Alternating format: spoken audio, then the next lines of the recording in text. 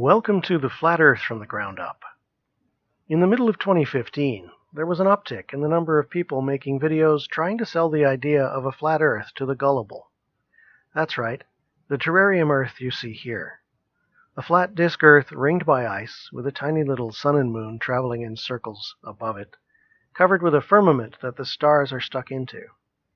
If you're wondering where this ridiculous idea comes from, you're in the right place. In this segment, we'll start at the beginning, taking a quick look at the roots and origins of what this new batch of flat earthers profess to believe. To start with, modern flat earth belief is solidly based in fundamental Christianity. If you are not religious, yet you support the idea of a flat earth for some conspiratorial or other non-religious reason, you are what is known as a useful idiot to the fundamentalist Christian flat earthers. Listen up and I'll explain. Let's go back to the very beginning. The Old Testament reflects the ancient primitive Hebrew belief, shared with their neighbors the Egyptians and inherited from the Mesopotamians, that the earth was a flat plane at the center of the universe.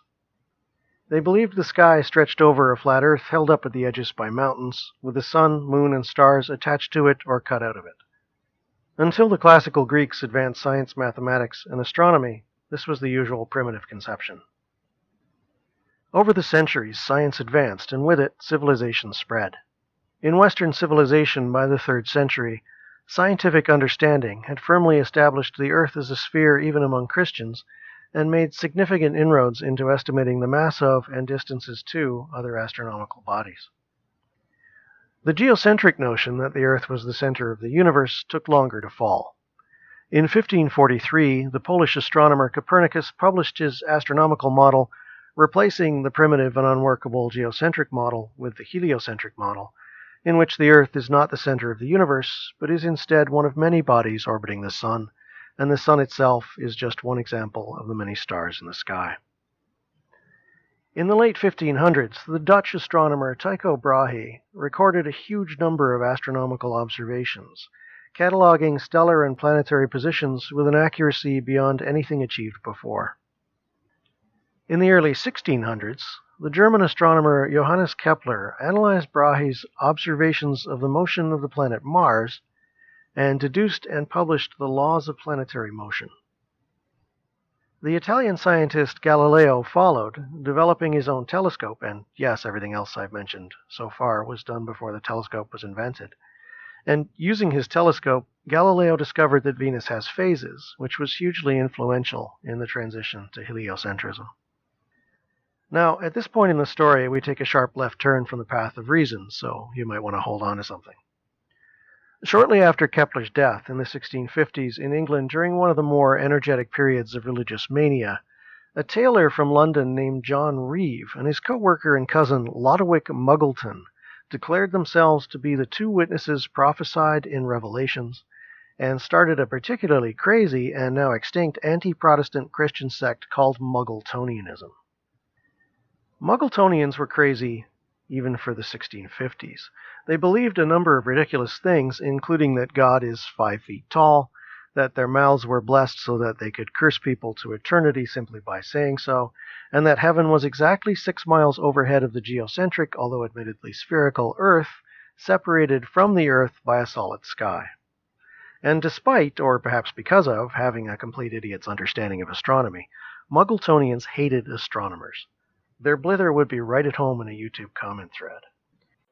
My brethren, hearken no more unto vain astronomers or stargazers concerning the bulk of the sun, moon, and stars. For I positively affirm from that God that made them, that the compass of their bodies are not much bigger than they appear to our natural sight. O empty vain liars! How long have you suffered to deceive the people with your monstrous imaginary bodies of sun, moon, and stars, which are not, and of your great knowledge concerning them? Your things are too big to be good or true, and the time of your serpentine sophistry is almost finished. While these nutjob Muggletonians were busy placing curses on people they didn't like and arguing about what size shoes God wears, Sir Isaac Newton built on Kepler's work and developed the laws of motion and universal gravitation, and a great deal more as well. Fast forward to 1819. An anonymous author in London, England, wrote a religious tract and paid to have it printed. It was titled The Anti-Newtonian, and I won't read the whole title since it's about 85 words long. It's a fundamentalist Christian screed against science, and in particular, against astronomy. This was a sentiment of some of the weak-minded and pious people in Georgian and Victorian England, that science, especially astronomy, threatened to draw people away from the church. Nothing about this tract sets it apart in that regard. What makes this one relevant is that the author describes a flat Earth model.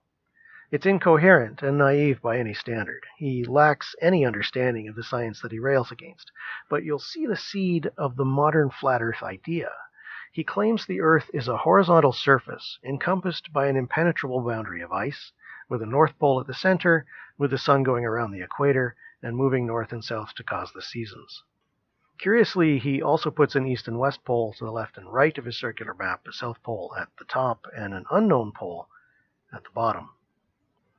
He rants like a crazy street preacher about God on every other page, mixed with incomprehensible expressions of his extreme confusion about the world. Here are a few of his claims. If the Earth were a globe, ships would slide down the hill of water formed by the curve.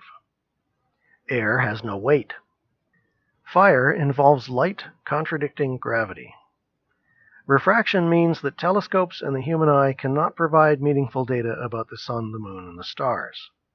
There are 364 days in the year. Gravity is nonsense because God would not have created a force to keep man down. And the northern lights are a warning from an offended God. He was equal parts ignorant and crazy. He doesn't give his name, so I'll just call him the Anti-Newtonian. The reason I bring this guy up at all is to help explain the next player on the flat Earth stage, a man by the name of Samuel Rowbotham, born in 1816 in Cheshire, England.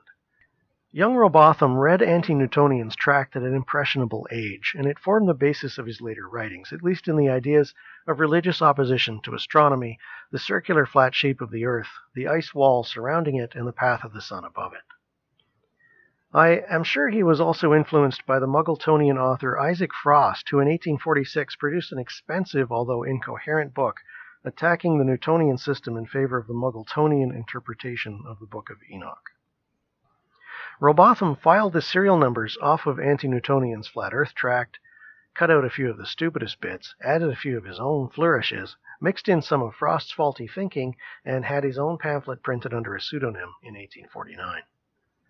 After failing spectacularly at other forms of employment, Rowbotham adopted various false names and stumped around England lecturing about his notion of the flat Earth to groups of the poorly educated.